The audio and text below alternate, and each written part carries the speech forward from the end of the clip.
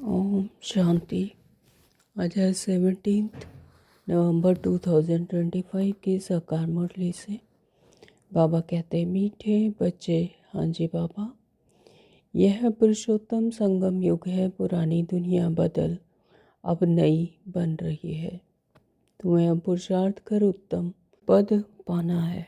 यह पुरुषोत्तम संगम युग है, सभी पुरुषों में उत्तम। और पुरानी दुनिया यानी कलयुग अब बदल कर नई दुनिया सतो प्रधान बनने जा रही है। तो तुम्हें अब पुरुषार्थ कर उत्तम पद देव पद पाना है। तुम्हें अब पुरुषार्थ कर उत्तम देव यानी अपने सत्य स्वरूप में रहकर दैवीय साम्राज्य में दैवीय पद पाना है। प्रश्न किया है बाबा ने, सर्विसेबल बच्चों की बुद्धि में कौन सी बात सदैव याद रहती है? उत्तर दिया है, उन्हें याद रहता है कि धन दिए धन ना कुटे, इसलिए वह रात दिन नींद का भी त्याग कर ज्ञान धन का दान करते रहते हैं, थकते नहीं। धन दिए धन ना कुटे, यहाँ पर जो स्थूल रीति से जो धन है ना, उसकी बात नहीं है। बाबा ने ज्ञान धन की बात की है। ज्ञान धन को जितना दान करते रहो तो फिर और ही बढ़ता जाता है ना। तो बाबा कहते कि रात दिन का भी त्याग कर ज्ञान धन का दान जो करते रहते हैं, थकते नहीं। लेकिन अगर खुद में कोई अवगुण होगा तो सर्विस करने का भी उमंग नहीं आ सकता है। लेकिन अगर खुद में अवगुण होंगे है तो फिर वो ज्ञान धन भी दान करने में भी कंजूसी होगी, यानी उसमें भी उमंग नहीं आ सकता। सर्विस करने का भी उमंग नहीं आ सकता, क्योंकि खुद में अवगुण बैठे हैं। अवगुण होंगे तो फिर ज्ञान धन भी नहीं दिया जा सकता। ओम शांति। ओम शांति बाबा। मीठे मीठे रूहानी बच्चों प्रति बाप बैठ समझाते हैं। बच्चे जानते हैं परम पिता रोज रोज समझाते हैं। जैसे रोज रोज टीचर पढ़ाते हैं, बाप सिर्फ शिक्षा देंगे, संभालते रहेंगे, क्योंकि बाप के तो घर में ही बच्चे रहते हैं ना। तो यहाँ पर रूहानी बाप रूहानी बच्चों को बैठ समझाते हैं। और परमपिता जानते हैं कि रोज़ रोज़ समझाते हैं। हर रोज़ ही मुरली में वही बात बार बार दोहराते हैं। क्यों दोहराते हैं? क्योंकि बच्चे समझ जाएं, बच्चे उस चलन में चलन नहीं लग जाए। जैसे रोज़ रोज़ टीचर पढ़ाते हैं, जैसे स्कूल में भी है ना। तो अगर घर में भी जो माता पिता होते हैं वो भी बच्चों को संभालते रहते हैं और समझानी देते रहते हैं। लेकिन वो माँ बाप तो क्या है, साथ में रहते हैं, जो स्थूल रीति में रहते हैं, स्थूल दुनिया में। लेकिन यहाँ तो यह वंडरफुल बात है ना। यहाँ पर तो जो माता पिता है वो परमात्मा है स्वयं। तो वो भी हमें समझानी देते हैं। संगम युग पर रोज़ रोज़ देते हैं। रूहानी बाप के पास तुम रहते हो। एक तो रूहानी बाप के पास मूल वतन में रहते हो, फिर कल्प में एक ही बार बाप आते हैं। तो ये रूहानी पिता हमारे पास पूरे कल्प में इसी संगम युग पर आते हैं। और वो भी तब जब हमें समृद्धि आ जाती है, जब हम जान लेते हैं कि हाँ, ये मैं आत्मा और ये मेरे पिता परमात्मा है ना। तब बाबा आकर हमें ये समझाने देते। पूरे कल्प में सिर्फ एक ही बार आते हैं। तो ये कितने वंडरफुल बात है और कितनी खुशी की बात है कि इस समय पर जब परमात्मा आते हैं तो हमें रूहानी शिक्षा लेनी चाहिए। एक तो रूहानी बाप के पास मूल वतन में रहते हो, फिर कल्प में एक ही बार आते हैं। तो बच्चों को वर्षा देने व पावन बनाने, सुख व शांति देने, जो जरूर नीचे आकर रहते होंगे, इसमें ही मनुष्यों का मुंजारा है ना। तो एक्चुअली तो ये है परमात्मा, जब आत्मा को अपनी स्मृति आती है, उसकी कॉन्शियसनेस खुलती है ना, तब उसे परमात्मा अनुभव होता है। और वो सोचते हैं कि ज़रूर नीचे आकर रहते होंगे। में बाबा कहते हैं कि मुंजारा, इसमें कन्फ्यूज़न है। गायन भी है, साधारण तन में प्रवेश करते हैं अब साधारण तन कहाँ से उड़कर तो नहीं आता है ना। तो साधारण तन भी यहाँ स्थूल दुनिया में ही होता है, ब्रह्मा बाबा के तन में अवतरित होते हैं, जरूर मनुष्य के तन में ही आते हैं। अब सभी आत्माओं तो अपनी देह में ही उलझ गई है ना। तो देह में ही, देह को ही अपना मान लिया, देह की आदत पड़ चुकी है 63 जन्मों से। तो अब फिर परमात्मा को भी देह लेनी पड़ी, देह में अवतरित होकर समझाने के लिए, है ना, आत्माओं को। नहीं तो अगर सूक्ष्म रूप में समझाते, जब अनुभव ही नहीं आत्मा का परमात्मा, तो वो कैसे समझते। तो इसलिए परमात्मा ने मनुष्य के तन में आकर ही हम आत्माओं को ज्ञान दिया। सो भी बताते हैं, मैं इस तन में प्रवेश करता हूँ। तुम बच्चे भी अब समझते हो, बाप हमको स्वर्ग का वर्षा देने आए हैं, जरूर हम लायक नहीं हैं, है ना। तो वह बाबा कहते कि अभी हम स्वर्ग में जाने के लायक नहीं हैं, इसलिए परमात्मा हमें पढ़ाने के लिए हमें रूहानी ज्ञान देते हैं, तीनों सृष्टि का ज्ञान देते हैं, आत्मा का, परमात्मा का ज्ञान देने के लिए, और वहाँ जाने के लायक बनाने के लिए आते हैं, क्योंकि पतित बन गए हैं। सब कहते भी हैं, हे पतित पावन आओ, आकर हम पतितों को पावन बनाओ।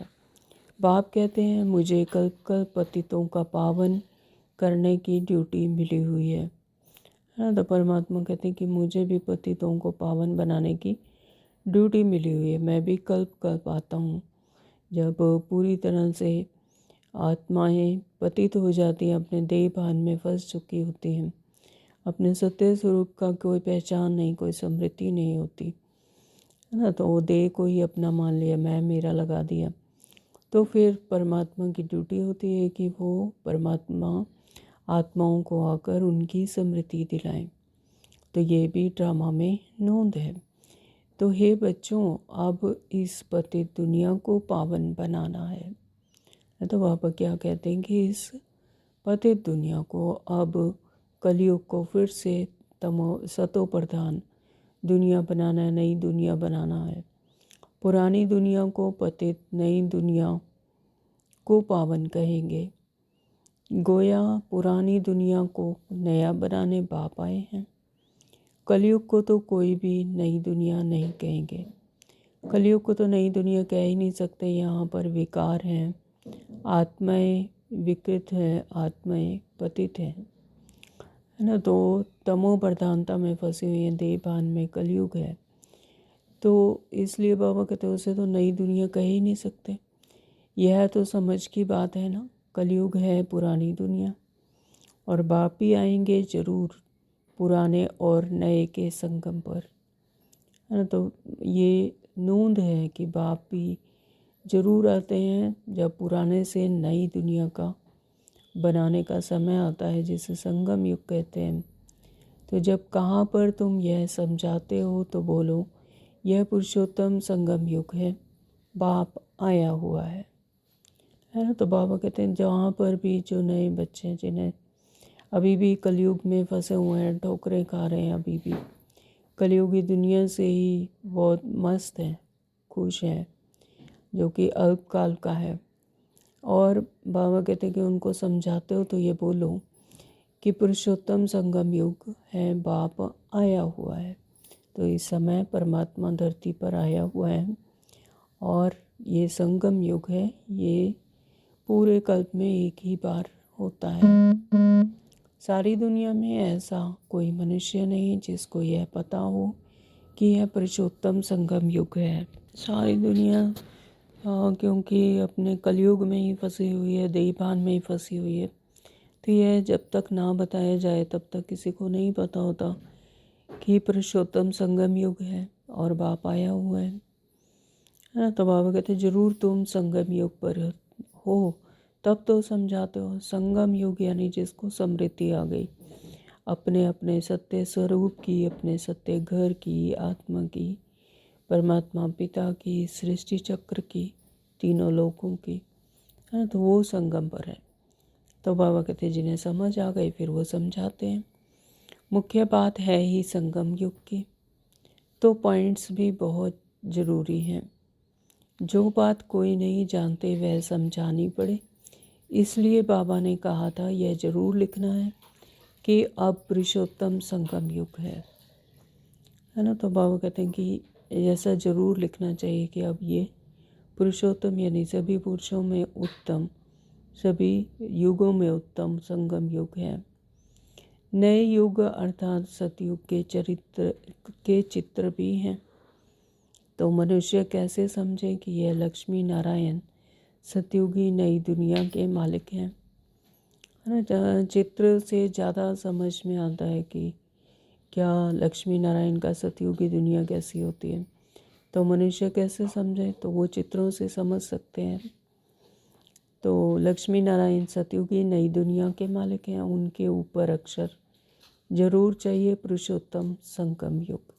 कि पुरुषोत्तम युग में उन्होंने इतना पुरुषार्थ किया, तब यह प्रारब्ध पाकर वो लक्ष्मी नारायण बने, यानी अपनी आत्मा की हायर स्टेज पर अपने सुपर कॉन्शियसनेस में पहुँचे, तब वो आत्मा की वो अवस्था हुई लक्ष्मी। उन्होंने यानी अपने लक्ष्य को पाया, नारायण बने। तो यह ज़रूर लिखना है कि क्योंकि यही मुख्य बात है। मनुष्य समझते हैं कलयुग में अभी बहुत वर्ष पड़े हैं, तो ऐसे शास्त्रों में लिख दिया गया है कि कलयुग में अभी बहुत वर्षों का होता है, तो इसलिए सोचते हैं कि बहुत वर्ष पड़े हैं, बिल्कुल ही घोर अंधेरे में। लेकिन अभी ही त्राहिमाम हो चुके हैं, हर कोई दुखी है, अज्ञानता में है, अंधेरे में है ना, शांति में है। तो बाबा कहते हैं कि बिल्कुल ही घोर अंधेरे में है। तो समझाना पड़े, नई दुनिया के मालिक यह लक्ष्मी नारायण है, यह है पूरी निशानी। तुम कहते हो इस राज्य की स्थापना हो रही है, गीत भी है नवयुग आया अज्ञान नींद से जागो। तो ये गीत भी है कि नवयुग आया और अज्ञान नींद से जागो। तो यह तुम जानते हो अब संगम युग है, इनको फिर नवयुग नहीं कहेंगे। संगम को संगम युग ही कहा जाता है। संगम युग होता है यानी दो चीज़ों का कोई भी जॉइंट, जिसे संगम युग कहते हैं, संगम कहते हैं, है ना। कलयुग का अंत और सतयुग का स्टार्टिंग पॉइंट। तो संगम को संगम युग ही कहा जाता है। यह है पुरुषोत्तम संगम युग, जब परमात्मा आत्मा से मिलते हैं, आत्मा को परमात्मा की स्मृति आती है, यानी कनेक्शन होता है आत्मा और परमात्मा का, उसे कहते हैं संगम युग। जबकि पुरानी दुनिया खत्म हो, फिर नई दुनिया स्थापन होती है। मनुष्य से देवता बन रहे हैं, राजयोग सीख रहे हैं, है ना। तो राजयोग यानी अपने ही कर्मेंद्रियों पर राज करने का योग सीख रहे हैं। देवताओं में भी उत्तम पद है ही इन लक्ष्मी नारायण का, है ना। देवताओं में भी सबसे उत्तम पद किनका है, लक्ष्मी नारायण का। वो ही फर्स्ट डायनेस्टी उन्हीं की होती है, तो वही देवता है सबसे उत्तम। तो यह भी है तो मनुष्य, इनमें दैवीय गुण हैं, इसलिए देवी देवता कहा जाता है। तो वो भी मनुष्य ही थे, वो भी ऐसे ही जैसे कलयुग में मनुष्य होते हैं, लेकिन मनुष्य उनमें दैवीय गुण थे, इसलिए उन्हें देवी देवता कहा जाता है। उनमें आत्मा की वो समृद्धि थी, अब आत्मा के हाईएस्ट स्टेज पर थे, आत्मिक समृद्धि थी, अपनी सुपर कॉन्शियसनेस में थे, इसलिए उन्हें देवी देवता कहा जाता है। उनमें वही सभी मूल गुण थे, सुख था, शांति था, आनंद था। तो सबसे उत्तम गुण है पवित्रता का, और सबसे उत्तम गुण क्या है, पवित्रता। तब तो मनुष्य देवताओं के आगे जाकर माथा टेकते हैं, हाँ। तो उन्होंने वो पवित्रता को धारण किया, तभी तो मनुष्य देवताएं अभी तक कलयुग में भी उनके जड़ चित्रों को, उनके चित्रों को जाकर अभी भी माथा टेकते हैं। यह सब पॉइंट्स बुद्धि में धारण उनको होगी जो सर्विस करते रहते हैं, है ना। तो कहा जाता है धन दिए धन ना कुटे। ऐसा कहा जाता है कि धन दिए धन ना कुटे। बहुत समझानी मिलती रहती है, नॉलेज तो बहुत सहज है। तो बाबा कहते हैं कि जैसे कि धन दिए धन ना कुटे ख़त्म नहीं होता, इस तरह से ये जो ज्ञान नॉलेज है, ज्ञान धन है, इसको जितना बांटते हैं ये उतना और बढ़ोतरी होती है इसकी। तो नॉलेज तो बहुत सहज है, परंतु कोई में धारणा अच्छी होती है, कोई में नहीं होती है ना। जब तक अंदर वो कशिश नहीं होती नॉलेज लेने की, उसको समझने की, उसके अंदर वो श्रद्धा नहीं होती, तब तक वो समझ नहीं आ सकती। सिर्फ ऊपर लहरों में बहते रहो कि हाँ जी ये तो ऐसे ऐसे है, शब्दों में ही घूमते रहो, वो नहीं समझ आएगा। जब तक उसके अंदर तक नहीं जाएंगे, वो सागर है, ज्ञान सागर है, ज्ञान सागर के जब तक अंदर तले तक नहीं जाते तब तक वो समझ नहीं आती है। सिर्फ ऊपर ऊपर से नॉलेज को हाँ जी बहुत है, अच्छा है, ठीक है, सहज है, और ऊपर ऊपर से घूमते रहे, लहरों में घूम के आ गए, फिर कहते हैं कि ये नहीं समझ आया, वो नहीं समझ आया, है ना। तो जब तक उसको अंदर तक समझते नहीं, अंदर धारणा अच्छी नहीं होती, तब तक नहीं आता, तब तक वो अनुभव में नहीं बैठता, नहीं आएगा वो अनुभव।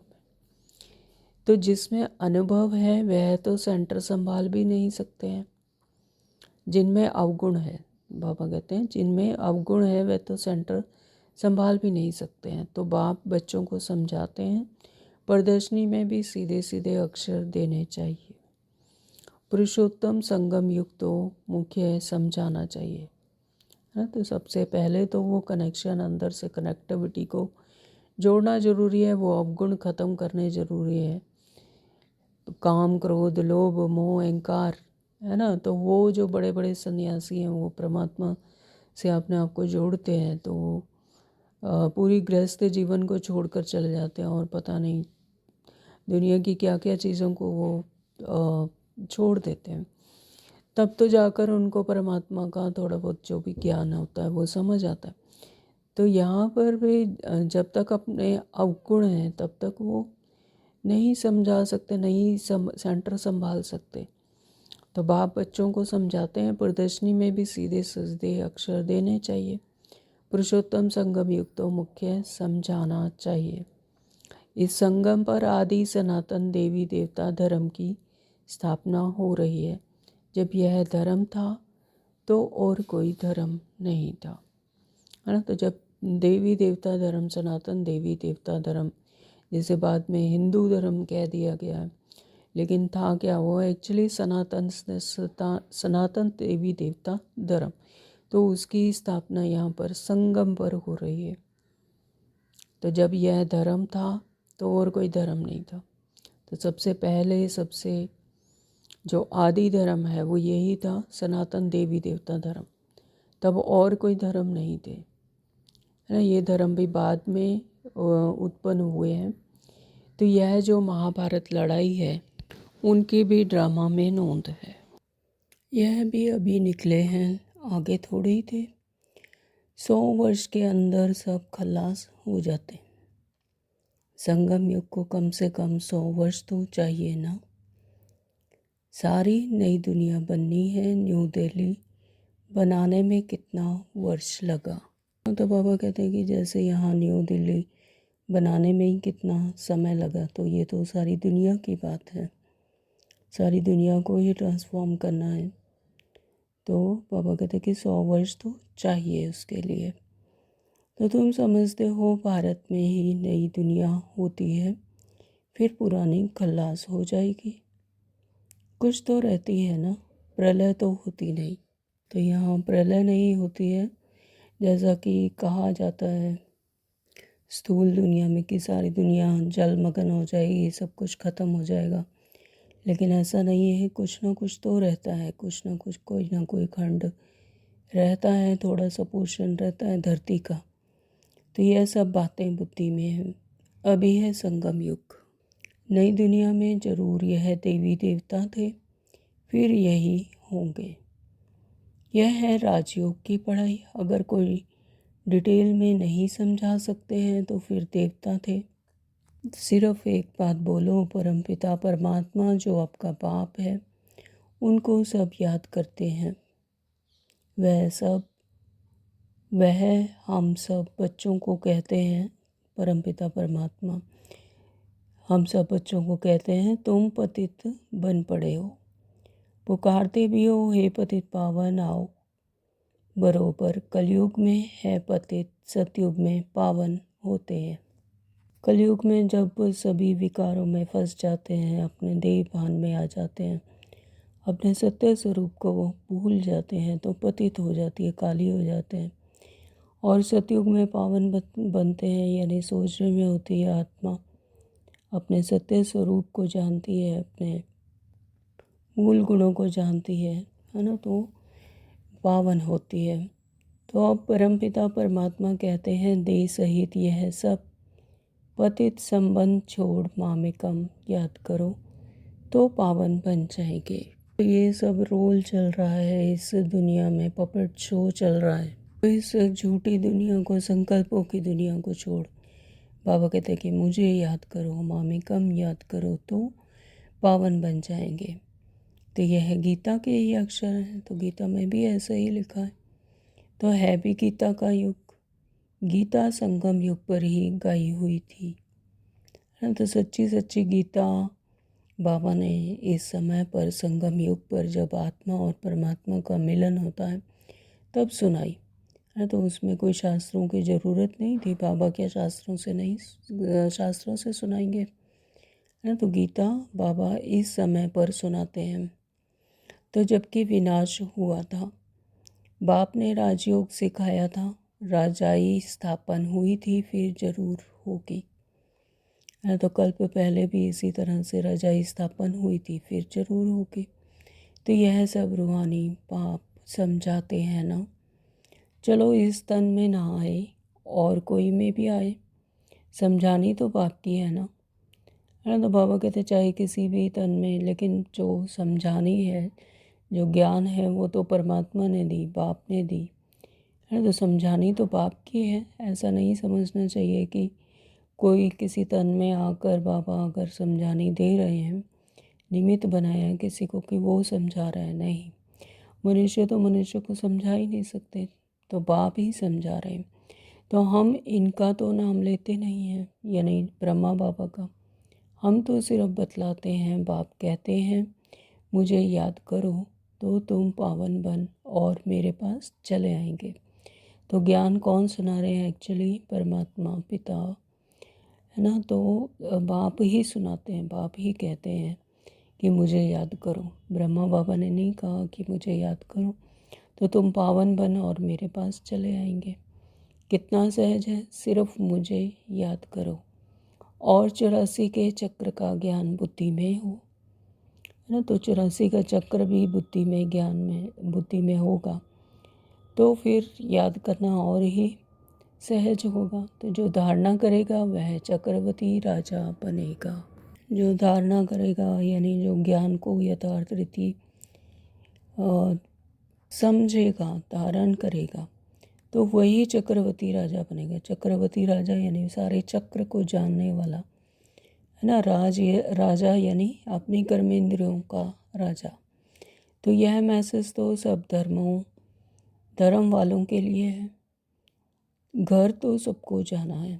तो ऐसा नहीं है कि सिर्फ सनातन धर्म वालों को या हिंदू धर्म वालों के लिए ही है ये मैसेज। यह सभी आत्माओं के लिए है। घर तो क्योंकि सभी को ही जाना है, हम भी घर का रास्ता ही बताते हैं। पादरी आदि कोई भी हो तुम उनको बाप का संदेश दे सकते हो है ना। चाहे पादरी हैं, चाहे मंदिर के पुजारी हैं, तो किसी को भी बाप का संदेश दे सकते हैं। तुमको खुशी का बहुत पारा चढ़ना चाहिए। परमपिता परमात्मा कहते हैं मामेकम याद करो तो तुम्हारे विक्रम विनाश होंगे। सबको यही याद कराओ। बाप का पैगाम सुनाना ही नंबर 1 सर्विस है। गीता का युग भी अब है ना। सच्ची सच्ची गीता जब परमात्मा ने हमें सुनाई तो गीता का युग भी संगम युग को ही कहा जाता है। बाप आए हैं, इसीलिए वही चित्र शुरू में रखना चाहिए। जो समझते हैं हम बाप का पैगाम दे सकते हैं तो तैयार रहना चाहिए, है ना। तो जो जिनको अंदर क्लिक करता है, अंदर बुद्धि में समझ आता है, तो उनको फिर ये कशिश होती है कि हम भी परमात्मा का पैगाम दें। तो बाबा कहते हैं उन्हें फिर तैयार रहना चाहिए, दिल में आना चाहिए कि हम भी अंधों की लाठी बने। अंधों की लाठी बने यानी अज्ञानता से प्रकाश में लाने वाले बने। तो यह पैगाम तो कोई को भी दे सकते हो। बीके का नाम सुनकर ही डरते हैं, है ना। तो कहीं तो बीके का नाम सुनकर ही, ब्रह्मा कुमारी इस नाम सुना तो डरते हैं कि ये तो वाइट कपड़े डलवा देते हैं, ये तो प्याज लहसुन छिड़वा देते हैं, ये तो भाई बहन बना देते हैं। तो वो सब क्या है, लहसुन प्याज छोड़ना यानी तामसिक भोजन को छोड़ना, वाइट कपड़े पहनना यानी पवित्रता की निशानी है। भाई बहन बनाना यानी अपने जब स्मृति आती है कि हम परमात्मा की संतान हैं तो फिर हम हैं ही भाई बहन। यहाँ शारीरिक तौर पर यहाँ पर बॉडी कॉन्शियसनेस में जब हैं, तो जब स्मृति आती है तो यहाँ देह में रहते हुए हम सब भाई बहन हुए, जब एक ही परमात्मा की संतान है। बोलो हम सिर्फ बाप का पैगाम देते हैं। परमपिता परमात्मा कहते हैं मुझे याद करो बस। तो अभी 63 जन्मों से परमात्मा को ही याद करते आए, है ना। सुख शांति आनंद और रोल कॉन्शियसनेस में आकर रोल की चीज़ें ही मांगते आए। तो लेकिन करते तो आए परमात्मा को याद, लेकिन यथार्थ रीति नहीं पता कि परमात्मा है कौन। तो परमपिता परमात्मा कहते हैं मुझे याद करो बस। यथार्थ रीति देह और देह के संबंधों को छोड़ मुझ बाप को याद करो। तो हम किसी की गलानी नहीं करते। बाप कहते हैं मामे कम याद करो। मैं ऊंचते ऊंच पतित पावन हूँ, मुझे याद करने से तुम्हारे विक्रम विनाश होंगे। 63 जन्मों से याद करते आए कि हे पतित पावन आओ, हमें लिबरेट करो, हमें दुखों से बचाओ, है ना। हमें शांति दो, आनंद दो, हमें सुख दो। तो दुनियावी चीज़ें मांगते हैं कि हमें ये दो ये दो। तो मुझे याद करने से विक्रम तुम्हारे विक्रम विनाश होंगे। तो बाबा अब आए हैं परमात्मा, तो 84 जन्मों के लास्ट के अंत में। तो फिर बाबा कहते कि अब वो स्वयं ही याद करने की रीति बताते हैं, तो उस विधि याद करो। तो मुझे याद करने से ही बाबा बताते हैं कि मुझे याद करने से ही तुम्हारे विक्रम विनाश होंगे। जितना जितना तुम मुझे याद करोगे, अपने सत्य स्वरूप में आओगे, तो उतना ही तुम्हारे विक्रम विनाश होंगे। यानी अपने जो बॉडी कॉन्शियसनेस में फंसे हुए हो तो उससे छूट जाएंगे। तो यह नोट करो, यह बहुत काम की चीज़ है। हाथ पर या बाँह पर अक्षर लिखाते हैं ना, तो यह भी लिख दो, है ना। तो बाबा कहते कि यही याद रखना है कि मुझे याद करने से ही तुम्हारे विक्रम विनाश होंगे। जैसे हाथ पर या बाजू पर, बाहाँ पर बाबा कहते अक्षर लिखाते हैं, तो यह भी लिख दो। इससे क्या होगा, परमात्मा बार बार याद आएंगे और विक्रम विनाश होंगे, सदगति को पाएंगे। तो इतना सिर्फ बताया तो भी रहम दिल करम कल्याणकारी बने। अगर बाबा कहते इतना भी बताया, अगर इतना भी किया तो भी रहम दिल कल्याणकारी बने। अपने से प्रण करना चाहिए, सर्विस जरूर करनी है, फिर आदत पड़ जाएगी। तो बाबा आज बार बार सर्विस करने पर ही अटेंशन दिला रहे हैं। तो बाबा कहते फिर आदत पड़ जाएगी। तो यहाँ भी तुम समझा सकते हो, चित्र दे सकते हो। यह है पैगाम देने की चीज़। लाखों बन जाएंगे, घर घर में जाकर पैगाम देना है।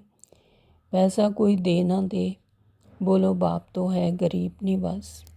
तो यहाँ पर कोई भी पैसा की लेन देन की कोई बात नहीं है कि पैसा देंगे तो ज्ञान मिलेगा। ये फ्री ऑफ कॉस्ट होता है। तो बाबा कहते हैं कि सिर्फ बाबा तो है ही गरीब निवाज।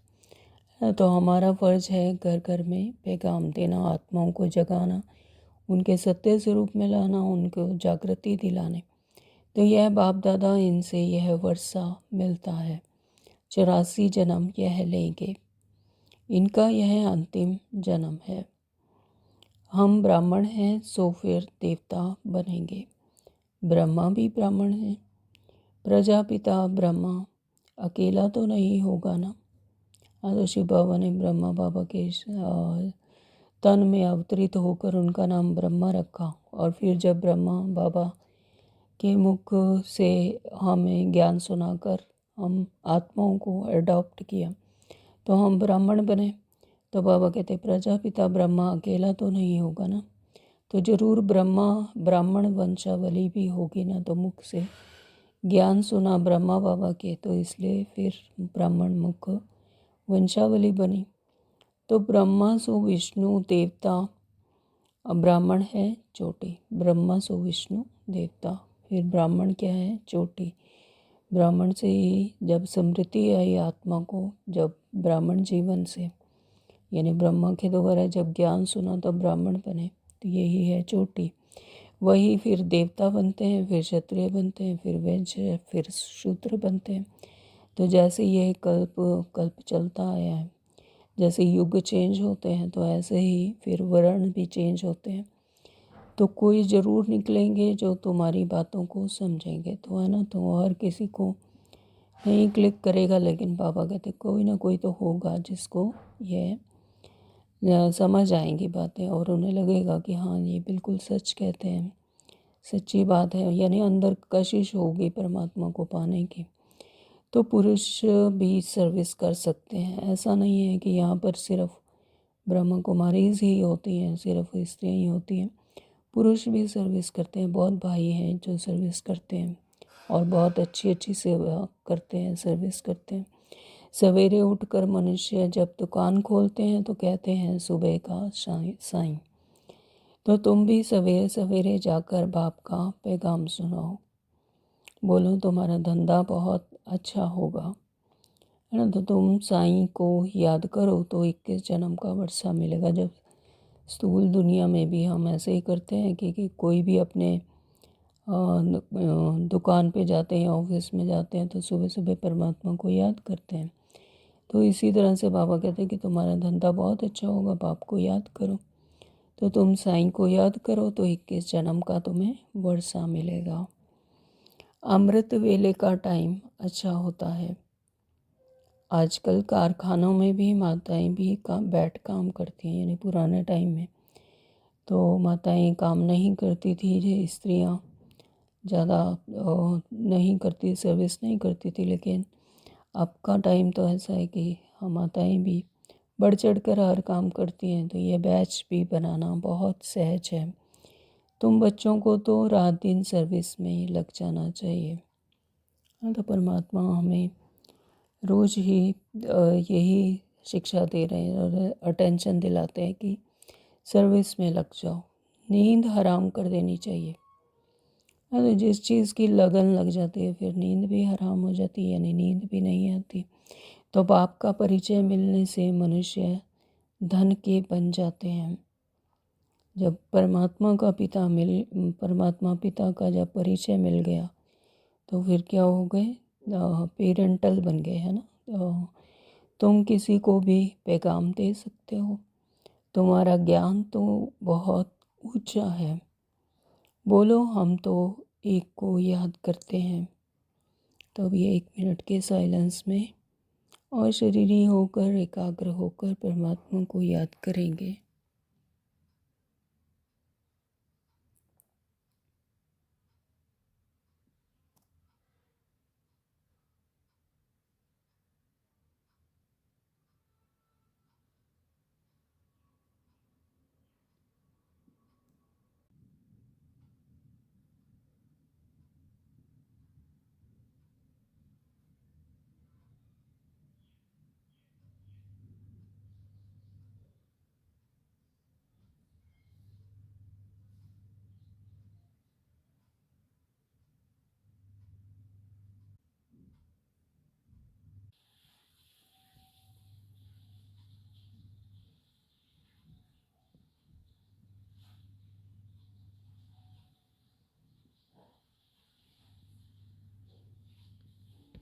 ओम शांति।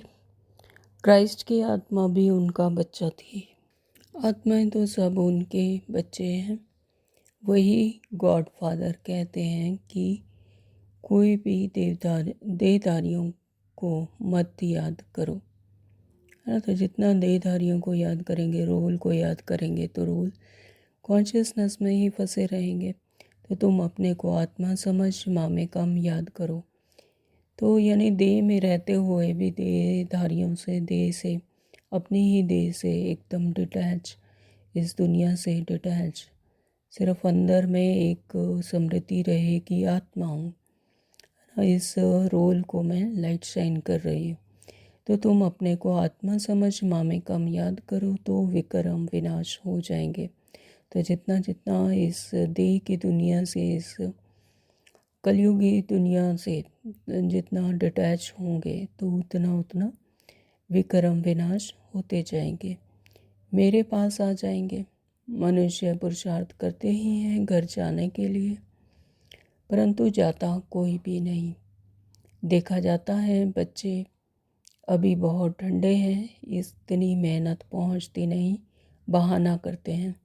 इसमें बहुत सहन भी करना पड़ता है ना। तो बाबा आज उलाहना दे रहे हैं बच्चों को कि बच्चे अभी बहुत ठंडे हैं, उतनी पुरुषार्थ जितना होना चाहिए वो नहीं है, इतनी मेहनत पहुंचती नहीं, बहाना करते हैं, इसमें बहुत सहन करना पड़ता है ना। तो बाबा के बच्चों के लिए निंदा स्तुति एक समान है। तो बाबा कहते हैं कि जब अपने आत्मिक स्मृति में होते हैं तो फिर कोई भी सहन करने की कोई बात ही नहीं है। तो इसमें जितना जितना अपने आत्मिक स्मृति में रहेंगे, अपने सोल कॉन्शियसनेस में रहेंगे, तो उतना सहन करने की से भी उपराम रहेंगे। तो सहन बहुत करना पड़ता है। धर्म संस्थापक को कितना सहन करना पड़ता है। क्राइस्ट के लिए भी कहते हैं, उनको भी क्रॉस पर चढ़ाया तो है ना। तो हमने अभी तक जानते आए हैं हम कि धर्म संस्थापक उन्होंने कितना कितना सहन करना किया, होली बुक्स में हमने पढ़ा है ना। तो क्राइस्ट के लिए भी कहते हैं कि उनको क्रॉस पर चढ़ाया, उनके साथ क्या क्या हुआ। तो एक्चुअली तो जब वो आत्मिक स्मृति में थे, उनको बॉडी के साथ जो कुछ हो रहा था वो बॉडी के साथ हो रहा था, रोल के साथ हो रहा था, है ना। आत्मा तो उन सब से न्यारी थी। तो इतना इसीलिए सहन कर पाए क्योंकि वो अपने आत्मिक स्मृति में थे, है ना। जो कुछ हो रहा है वो रोल को हो रहा है, जो बॉडी को हो रहा है। तो तुम्हारा काम है सबको संदेश देना। तो बाबा कहते हैं यहाँ पर भी बहुत कुछ सहन करना हो पड़ सकता है, तो इसलिए इसमें मेहनत है।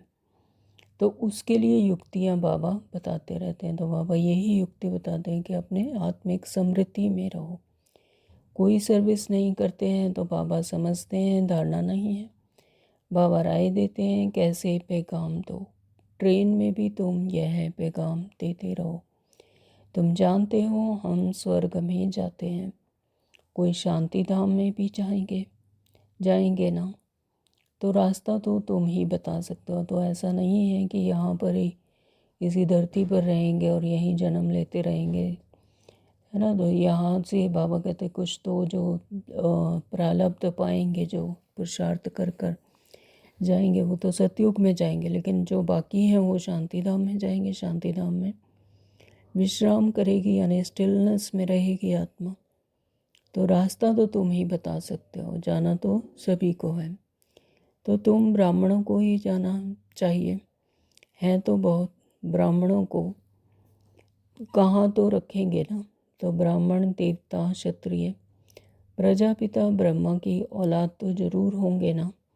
तो आदि है ही ब्राह्मण। तो ब्राह्मण ही सबसे पहले ज्ञान उठाते हैं और बाकी जो दूसरी आत्माएं हैं, यानी कल्प वृक्ष की जो बाकी आत्माएं हैं, उनको भी सींचते हैं ज्ञान से।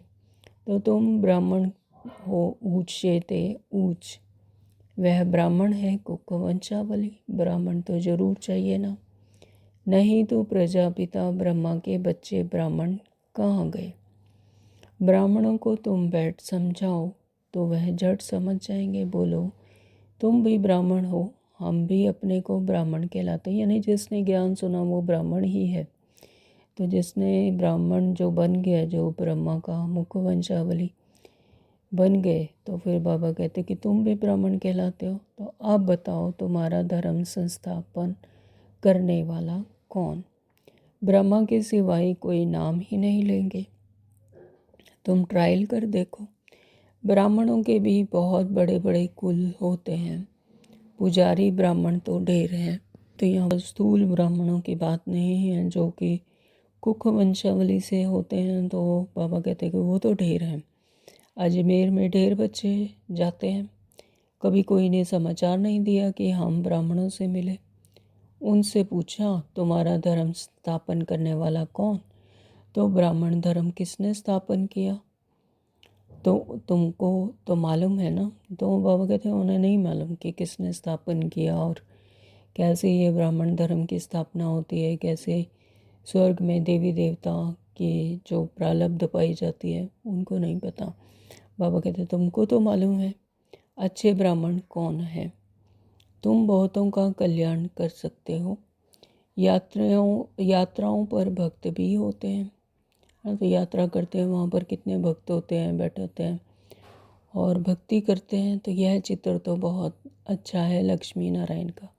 तो बाबा कहते हैं उन्हें समझ दो, उन्हें सोचने में लाओ, उन्हें उनके सत्य स्वरूप की स्मृति दिलाओ। तो ये चित्र बहुत अच्छा है लक्ष्मी नारायण का। तुमको मालूम है जगदम्बा कौन है, लक्ष्मी कौन है? ऐसे ऐसे तुम नौकरों, भिल्लियाँ आदि को भी समझा सकते हो, है ना। तो यहाँ पर रोल में कोई नौकर है, कोई भिल्ली है, कोई राजा है, कोई रंक है। तो ये सब क्या है? रोल है, लेकिन है तो अंदर कौन? आत्मा। तो बाबा कहते हैं हर एक को ज्ञान देना है। ऐसा नहीं है कि जो अच्छे हैं उनको ही देना है और जो कोई कनिष्ठ हैं तो उनको नहीं देना है, सभी को देना है। क्योंकि यहाँ पर तो सभी अपना रोल प्ले कर रहे हैं, लेकिन एक्चुअली तो सत्य स्वरूप सभी का एक ही है। तुम्हारे बगैर तो कोई है नहीं जो उनको सुनाए, है। तो उनकी वहाँ तक पहुँच नहीं है कि वो आकर ज्ञान सुने और ज्ञान समझ सके। लेकिन बाबा कहते तुम तो समझा सकते हो, तुम्हारे बगैर उनको कौन सुनाए? तो बहुत रहम दिल बनना है। बोलो तुम भी पावन बन पावन दुनिया में जा सकते हो। अपने को आत्मा समझो, शिव बाबा को याद करो।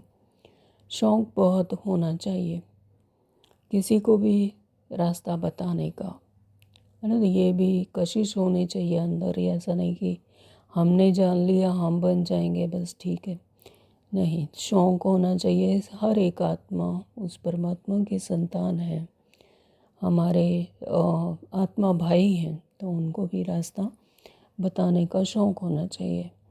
तो जो खुद याद करते होंगे वही तो फिर दूसरों को याद कराने का पुरुषार्थ करेंगे। तो पहले तो है कि खुद समझ आना चाहिए। खुद जो चीज़ हम खुद जानते हैं तभी तो दूसरों को बता सकेंगे। तो बाबा कहते खुद याद करते होंगे वही फिर दूसरों को याद कराने का पुरुषार्थ करेंगे। पाप तो नहीं जाकर बात करेंगे, है ना। तो परमात्मा तो नहीं जाकर बताएंगे एक एक को। क्यों? क्योंकि उनके ऊपर अभी वो आवरण चढ़ा हुआ है। जब तक वो आवरण विकारों का नहीं उतरता तो वो परमात्मा से अटैच नहीं हो सकते। जिन्हों की प्रारब्ध है तो वही जाकर फिर बताएंगे। तो ये एक चेन बनी हुई है। तो यह तो तुम बच्चों का काम है, गरीबों का भी कल्याण करना है। बेचारे बहुत सुखी हो जाएंगे गरीब, यानी यहाँ जो अपने दुनियावी देह भान में जो फंसे हुए हैं, जो अपने मूल गुणों को नहीं जानते, तो और बुरी तरह से फंसे हुए हैं, उसी को ही सब कुछ समझ रहे हैं, अपने आप को देह ही समझ रहे हैं। तो बाबा कहते हैं उनका भी कल्याण करना है, बेचारे बहुत सुखी हो जाएंगे। थोड़ा याद करने से प्रजा में भी आ जाएं, ये वह भी अच्छा है। तो जो भी याद करेगा अपने प्रारब्ध अनुसार वो सतयुग में प्रारब्ध पा सकता है। तो यह धर्म तो बहुत सुख देने वाला है। दिन प्रतिदिन तुम्हारा आवाज़ जोर से निकलेगा, तो यानी इसकी बढ़ोतरी होती जाएगी, वृद्धि को पाएंगे। सबको यही पैगाम देते रहो, अपने को आत्मा समझ बाप को याद करो। तुम मीठे मीठे बच्चे पद्मा पदम भाग्यशाली हो, है ना। तो बाबा हमें रोज़ कितना उत्साह उमंग दिलाते हैं कि तुम मीठे मीठे बच्चे, प्यारे बच्चे, सिकलदे बच्चे, पद्मा पदम भाग्यशाली हो। तो कितना नशा चढ़ाते हैं बाबा। तो सब जबकि महिमा सुनते हो तो समझते हो, फिर भी कोई बात की फिक्रात आदि क्यों नहीं रखनी चाहिए। तो बाबा कहते जब सब कुछ महिमा सुनते हो, सब कुछ समझते हो और सब बात की फिक्रात आदि फिर क्यों नहीं रखते, क्यों नहीं फिक्र करते। यह है गुप्त ज्ञान, गुप्त खुशी, है ना। तो ये गुप्त ज्ञान है। गुप्त ज्ञान परमात्मा अगर गुप्त रीति से देते हैं और गुप्त खुशी मिलती है। तो तुम तो इनकॉग्निटो वॉरियर्स हो, गुप्त वॉरियर्स हैं। तो तुमको अननोन वॉरियर्स कहेंगे और कोई अननोन वॉरियर्स हो नहीं सकता, है। तो हम सब क्या हैं, अननोन वॉरियर्स, जिन्हें कोई नहीं जानते, गुप्त हैं। तो ये सूक्ष्म है, तो सूक्ष्म लोग ही जान सकते हैं, अननोन वॉरियर्स हैं। तुम्हारा दिलवाड़ा मंदिर पूरा यादगार है। दिलवाड़ा मंदिर जिन्होंने भी देखा है तो उन्हें पता है कि दिलवाड़ा मंदिर हमारा ही यादगार है। वहाँ नीचे आत्माएं गुफाओं में बैठी हैं, यानी अपनी भ्रकुटी में के गुफा में आत्मा बैठकर परमात्मा को याद करती है और ऊपर में पूरा स्वर्ग दिखाया हुआ है। तो दिल लेने वाले का परिवार है ना। तो महावीर महावीरनियाँ और उनकी औलाद, यह पूरा पूरा तीर्थ है। तो वहाँ पर पूरा दिलवाड़ा मंदिर में दिखाया कि कैसे परिवार सहित ही परमात्मा को याद करते हैं। तो ये बाबा कहते हैं वहाँ महावीर महावीर ने अपनी औलाद सहित, यह पूरा पूरा तीर्थ है। काशी से भी ऊंची जगह हुई। अच्छा, मीठे मीठे सिकलदे बच्चों प्रति माता पिता बाप दादा का याद प्यार और गुड मॉर्निंग। रूहानी बाप की रूहानी बच्चों को नमस्ते। हम रूहानी बच्चों की रूहानी माता पिता बाप दादा को याद प्यार और गुड मॉर्निंग। नमस्ते जी, शुक्रिया बाबा, आपका बहुत बहुत दिल से शुक्रिया। धारणा के लिए मुख्य सार में नंबर 1 बाबा ने कहा घर घर में जाकर बाप का पैगाम देना है। सर्विस करने का प्रण करो। सर्विस के लिए कोई भी बहाना मत दो। नंबर 2 बाबा ने कहा किसी भी बात की फिक्रात नहीं करनी है, गुप्त खुशी में रहना है। किसी भी देहधारी को याद नहीं करना है, एक बाप की याद में रहना है। वरदान है आज का, कल्याणकारी बाप और समय का हर सेकंड लाभ उठाने वाले निश्चय बुद्धि निश्चिंत भाव। जो भी दृश्य चल रहा है उसे त्रिकालदर्शी बनकर देखो। हिम्मत और उल्लास में रहे। स्वयं भी समर्थ आत्मा बनो और विश्व को भी समर्थ बनाओ। त्रिकालदर्शी बनकर देखो, यानी जो कुछ भी चल रहा है ड्रामा अनुसार। जब ड्रामा पर निश्चय है कि ड्रामा बिल्कुल एक्यूरेट चल रहा है तो हिम्मत और उल्लास में रहेंगे। तो हिम्मत और उल्लास में रहे। बाबा कहते हैं स्वयं भी समर्थ आत्मा बनो और विश्व को भी समर्थ बनाओ। स्वयं के तूफानों में हिलो मत, अचल बनो। जो समय मिला है, साथ मिला है, अनेक प्रकार के खजाने मिल रहे हैं, परमात्मा का साथ है। करण करावन हार परमात्मा साथ हैं, तो उनसे संपत्तिवान और समृद्धिवान बनो। सारे कल्प में ऐसे दिन फिर आने वाले नहीं, है ना। तो सारे कल्प में परमात्मा नहीं आते हैं, इस समय पर ही आते हैं। कल्प में ऐसे दिन फिर आने वाले नहीं हैं। इसलिए अपनी सब चिंताएं बाप को देकर निश्चय बुद्धि बन सदा निश्चिंत रहो। कल्याणकारी बाप और समय का हर सेकंड लाभ उठाओ। संगम युग का एक एक पल, एक एक सेकंड कितना वैल्यूएबल है, इसका बाबा कहते लाभ उठाओ। स्लोगन दिए हैं बाप के संग का रंग लगाओ तो बुराइयां स्वतः समाप्त हो जाएंगी।